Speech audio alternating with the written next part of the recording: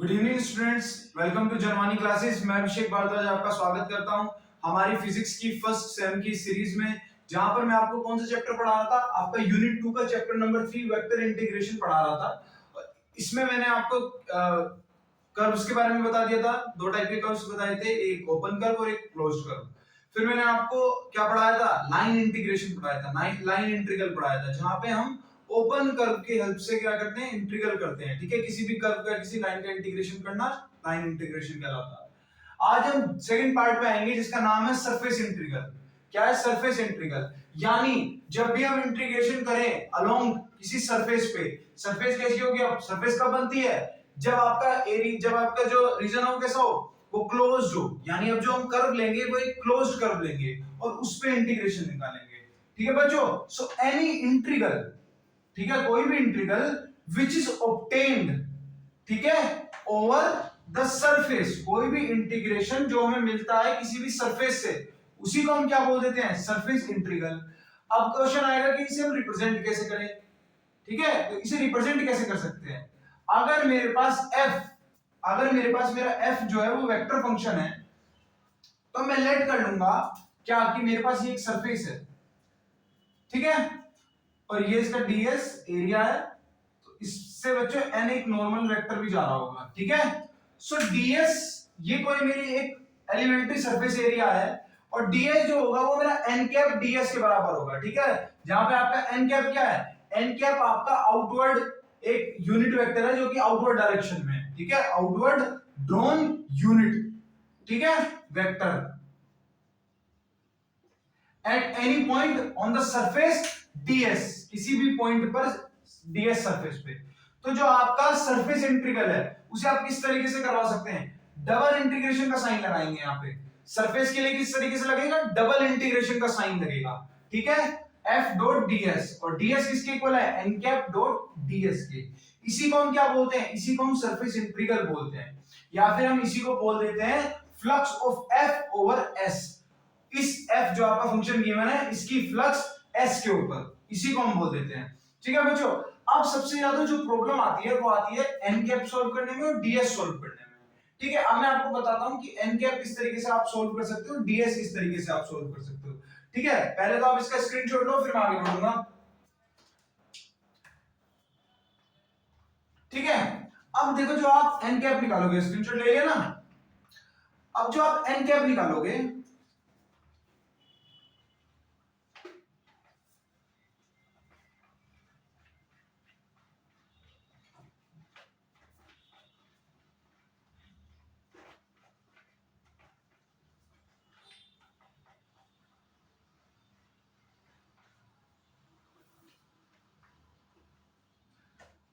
ठीक है, जो आपका n कैप है, वेयर n कैप जो होगा वो आपका ग्रेडियंट ऑफ जो आपका फंक्शन f होगा अपॉन उसी ग्रेडियंट का, उसी फंक्शन के ग्रेडियंट का क्या, मॉडुलस। ये आपका क्या होगा, n कैप।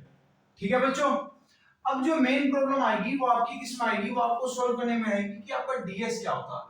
ठीक है, मेन जो प्रॉब्लम आएगी वो इसी में आएगी कि आपको फाइंड करना होगा कि आपका ds क्या होता है। ठीक है, तो मैं ds बता देता हूं। देखो ds चेंज होता रहता है, ds चेंज होता रहता है। ठीक है, कई बार आपको डायरेक्ट बोल देगा कि भाई इस सरफेस के लिए निकाल दो, मतलब सरफेस आपको गिवन होगी। कई बार वो बोल देगा फॉर ऑक्टेन, तब आपके for first octane, for second octane, इस तरीके से क्वेश्चन देगा। तो अगर मैं लेट कर दूं क्या, late r be the projection of s on xy plane, तो जो आपका ds होगा वो बराबर होगा dx dy by n cap dot k cap. ठीक है, अगर मेरे पास ये फर्स्ट पॉइंट है। सेकंड पॉइंट, अगर r मेरे पास प्रोजेक्शन है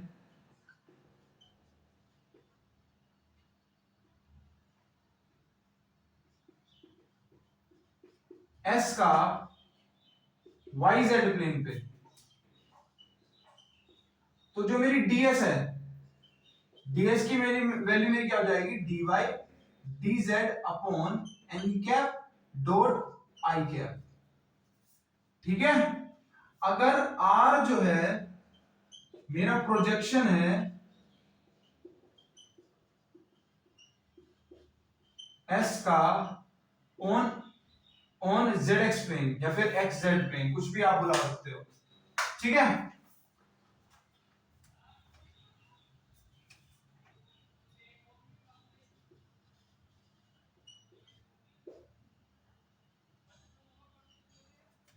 तो जो आपका ds है वो क्या होगा, dx dz by n cap j cap. ठीक है, ये चीजें याद रखना। अगर आपको मान लो, अगर आपको गिवन है तो आप डायरेक्ट अप्लाई कर देना।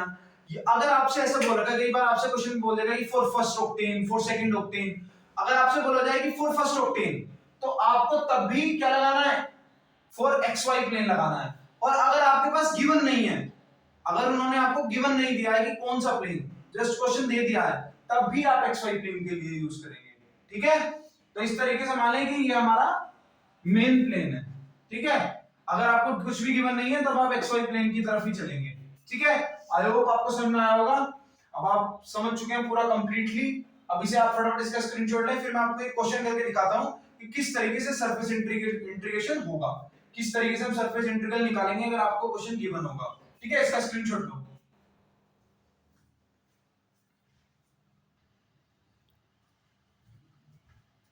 ठीक है बच्चों, तो अब आपके पास ये क्वेश्चन गिवन है, evaluate surface integral of a dot n cap ds, जहां पे आपका a गिवन है आपको 82, वो सॉरी 18z। ठीक है, ये z है 18z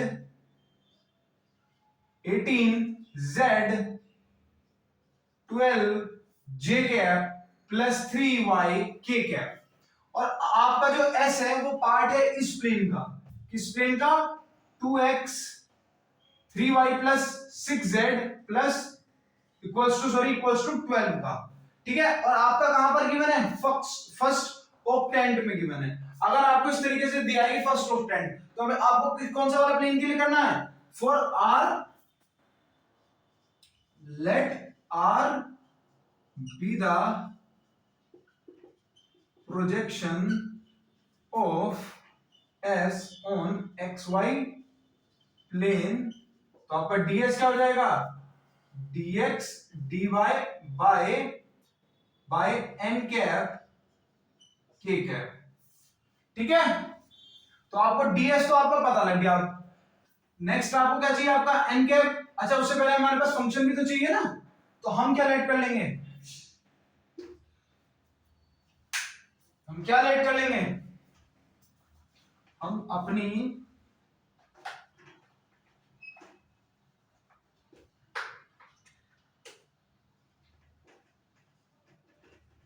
सरफेस लेट कर लेंगे, गिवन सरफेस लेट कर लेंगे। क्या, क्योंकि गिवन है हमको phi equals to 2x plus 3y plus 6z minus 12, ये हमने अपना फंक्शन लेट कर दिया। ठीक है, तो अब हम अगर n कैप निकालेंगे तो किस तरीके से निकालते हैं, gradient of phi by magnitude of gradient of phi, यानी del phi by del phi magnitude. तो सबसे पहले मैं निकालूंगा क्या, डेल फाई। आपका डेल क्या होता है, डेल क्या होता है, आई कैप प्लस जे कैप। ठीक है, जे कैप कर ली वाई प्लस के कैप कर ली जेड।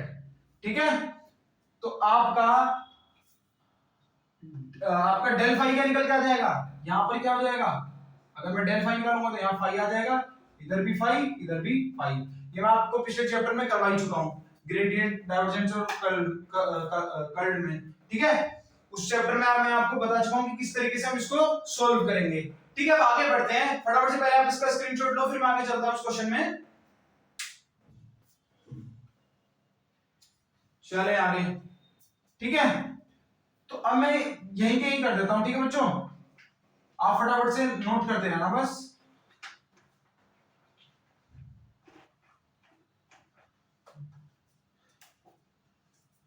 तो जब मैं करली 5 बाय करली x लूंगा तो वो मेरा क्या आ जाएगा, क्या आ जाएगा, 2 आ जाएगा,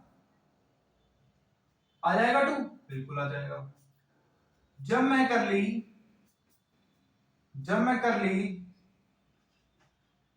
5 बाय करली y लूंगा तो वो मेरा क्या आ जाएगा, वो मेरा क्या आ जाएगा 3, और करली 5 बाय करली z मेरा क्या आ जाएगा 6 आ जाएगा। ठीक है, तो यानी मेरा डेल फाई क्या निकल के आएगा 2i cap plus 3j cap plus 6k cap. ठीक है, और इसका मॉडुलस क्या निकल के आएगा मेरे पास, अंडर रूट 2 का स्क्वायर 4, 9 एंड 36। क्या हो जाएगा ये अंडर रूट 49, यानी रूट से बाहर क्या आ जाएगा 7। ठीक है, यानी मेरी एन कैप की वैल्यू क्या आएगी, फटाफट आप इसको इतना नोट करें अपनी नोटबुक्स में, फिर मैं आगे से बताता हूं कि एन कैप की वैल्यू मेरी क्या आएगी। ठीक है, नोट करो। तो मेरी जो एन कैप की वैल्यू आएगी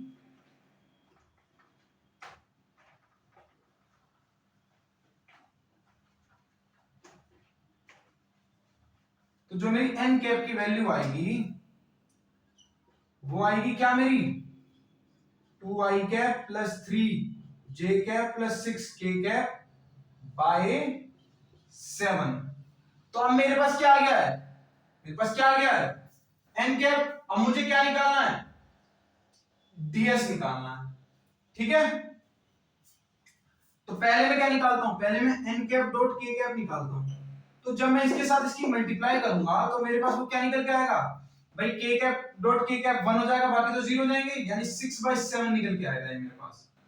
इसकी वैल्यू क्या आ गई मेरे पास 6/7। इसके बाद मुझे क्या चाहिए, इसके बाद मुझे क्या चाहिए, a डॉट n की वैल्यू चाहिए, a डॉट n की वैल्यू चाहिए। अब मुझे क्या निकालना है, a dot n cap. a मेरे पास क्या है, a मेरे पास है 18z i cap minus 12j cap plus 3y k cap. ठीक है, और n कैप मेरे पास क्या आया 2y plus 3j cap plus ck cap by 7। ठीक है, तो मेरे पास ये क्या निकल के आ जाएगा, मैं इधर की साइड कर देता हूं, क्या निकल के आ जाएगा i cap dot i cap. इसे मैं चेक कर लेता हूं ये z है कि 2 है, z है। ठीक है, तो i cap dot i cap 1 और 18 टू जा 36, 36z माइनस 12 3 जा 36 प्लस 6 3 जा 18y बाय 7। ये मेरी किसकी वैल्यू आ गई, ये मेरी आ गई है a डॉट n की वैल्यू। यहां पे मैं पुट कर सकता हूं a डॉट n की वैल्यू। ठीक है, अब मैं इसे फटाफट से रफ कर देता हूं, जो मेरी वैल्यूज आई हैं उनको नोट कर लेता हूं जिनकी मुझे रिक्वायरमेंट होगी। ठीक है, चलो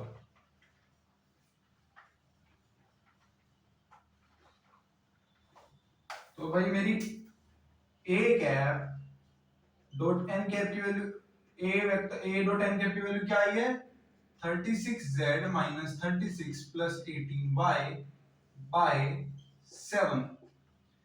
और मेरे पास n कैप की वैल्यू क्या आई है, चलो अब तो n कैप की वैल्यू की हमें जरूरत भी नहीं होगी।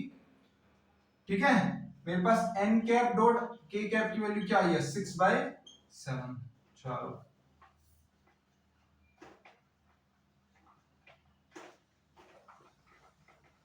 ठीक है, अब हम क्या करेंगे, नाउ r मान लिया था, प्रोजेक्शन हमने s ऑन xy प्लेन, तो ds क्या हो गया था dx dy by n cap dot k cap.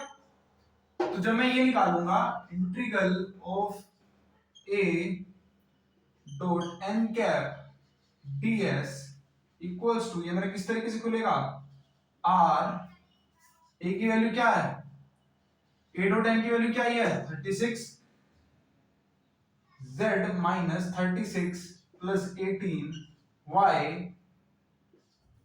Bye 7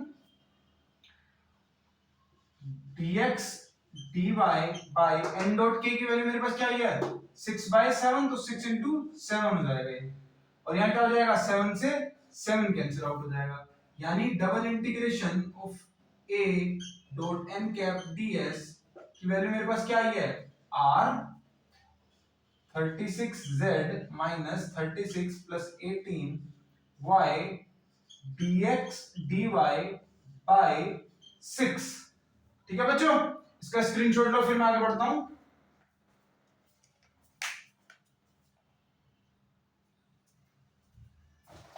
हो गया बच्चों।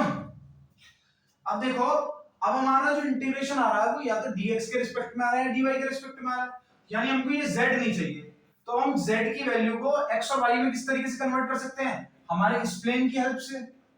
ठीक है, तो करते हैं, कैसे,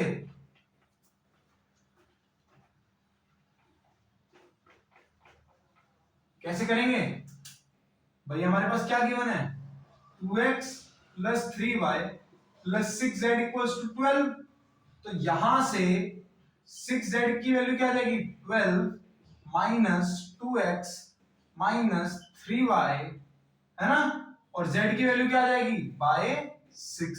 तो जब मैं इस वैल्यू को इधर पुट करूंगा तो इसकी वैल्यू क्या हो जाएगी, सॉल्व करते हैं, double integration s a dot n cap ds equals to 36 12 minus 2x minus 3y minus 36 plus 18y by 6, तो इसके होल में भी 6 dx dy। ठीक है, इधर क्या हो जाएगा 6 6 टाइम से कट जाएगा, 6 6 36, double integration r 6 time 12 72 minus 12 x minus 18y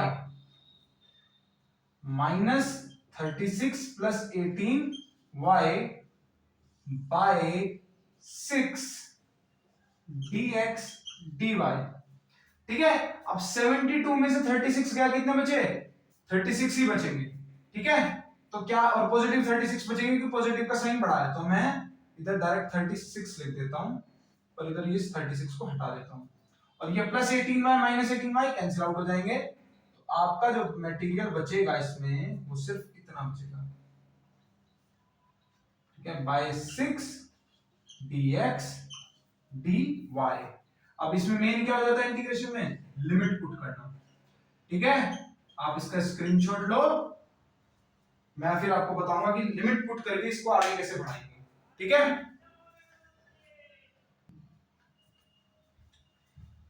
अब देखो आपके पास ये प्लेन है, ठीक है, क्योंकि हम xy प्लेन के लिए ले रहे हैं तो हमारा z क्या हो जाएगा, z 0 हो जाएगा, z 0 हो जाएगा तो 2x प्लस 3y किसके इक्वल आएगा 12 के, यहां से मेरा y किसके इक्वल आएगा, y मेरा 12 माइनस 2x माइनस 2x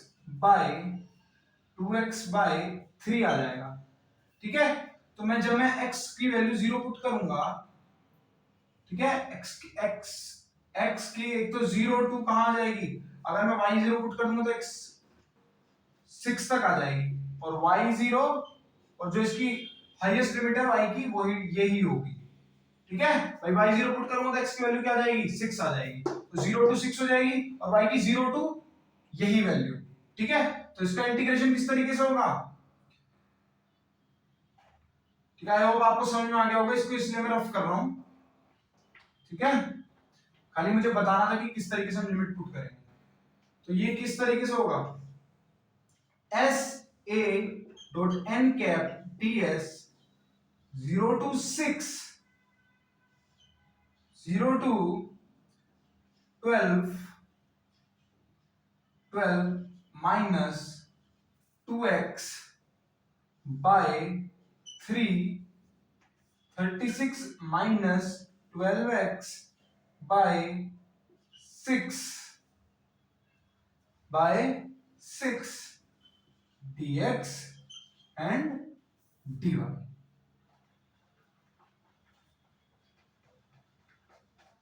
ठीक है बच्चों, आई होप आपको समझ में आया होगा। एक सेकेंड,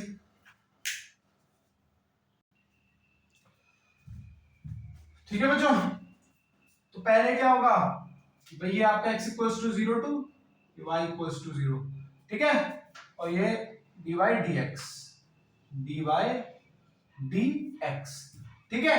तो पहले हम y के रिस्पेक्ट में डिफरेंशिएशन, जब इसका इंटीग्रेशन करेंगे तो इसकी वैल्यू क्या आएगी आपकी, x इक्वल्स टू 0 6, क्या होगा भाई ये 6 6 36 और 6 2 टाइम्स, यानी क्या होगा integration y equals to 0 12 minus 2x by 3 और 6 माइनस 2x dy, ठीक है, एंड dx। तो जब आप इसका इंटीग्रेशन करोगे, इसका स्क्रीनशॉट तो आपने ले लिया होगा,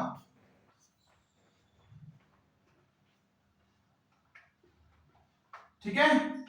जब आप इसका इंटीग्रेशन करोगे तो किस तरीके से आएगा, x इक्वल्स टू 0 टू 6, ये हो जाएगा 6y minus 2xy limit 0 to 12 minus 2x by 3, बाहर क्या बचेगा dx,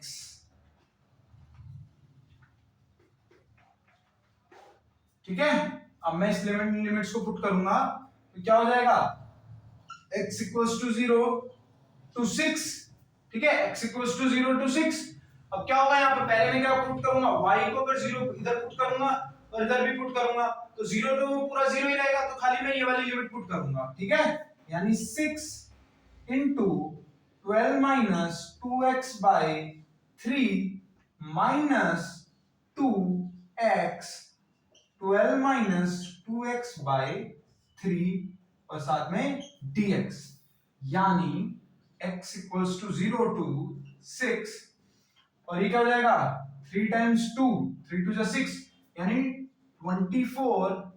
अच्छा करते नहीं है क्योंकि एलसीएम में दिक्कत आएगी बाद में, फिर दोबारा एलसीएम लेना पड़ेगा, इससे अच्छा है हम इसी तरीके से रखते हैं क्योंकि दोनों में 3 है ना, 3 नीचे तो हमारे लिए इजी रहेगा, तो डायरेक्ट मैं करता हूं, ठीक है। 12 6 72 12 6 72 और 18x माइनस 24x और minus minus plus 4x square by 3, और ये क्या हो जाएगा आपका dx, ठीक है। अब मैं क्या करूंगा, x के रिस्पेक्ट में इसका क्या करूंगा, डिफरेंशिएशन करूंगा। तो 0 पुट करूंगा, पहले 6 पुट कर लेते हैं, पहले बड़ी लिमिट पुट करेंगे, पहले डिफरेंशिएशन करता हूं। तो इसका डिफरेंशिएशन क्या आएगा, 72x 1/3 में कॉमन ले लेता हूं बाहर, 72x minus 18x square by 2 minus, ठीक है। अच्छा ये डायरेक्ट कर लेता हूं, एक सेकंड, भाई माइनस 18x और माइनस 24x क्या बन जाएगा आपका, माइनस का 18 24 42 माइनस 42x, ठीक है। तो ये क्या हो जाएगा आपका, क्या हो जाएगा आपका minus 42x square by 2 plus 4x cube by 3, और लिमिट 0 टू 6, ठीक है बच्चों।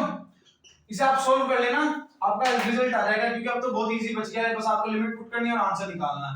ये कैलकुलेशन तो आप बीएससी के स्टूडेंट्स हैं, आपको खुद कर लेना। अगर आंसर गलत आता है तो मुझे बताना, ठीक है। आपका जो इसका आंसर आएगा मैं डायरेक्ट बता देता हूं, आपका इसका आंसर 24 आना चाहिए, ठीक है, चेक करना निकाल के कि क्या 24 आ रहा है, इसके इंटीग्रेशन को सोल्व करना, ठीक है। तो आई होप बच्चों आपको समझ में आया होगा सरफेस इंटीग्रल किस तरीके से करना है, कब हमें एक्स वाई प्लेन लेना है, कब हमें वाई जेड प्लेन लेना है, कब हमें एक्स जेड प्लेन लेना है, ठीक है। नेक्स्ट जो आपका टॉपिक है वो आपका क्या है, वॉल्यूम इंटीग्रल, ठीक है, वो हम नेक्स्ट लेक्चर में करेंगे, ठीक है। आज के लिए थैंक यू, आज हम इतना ही रखते हैं, ठीक है बच्चों, थैंक यू सो मच।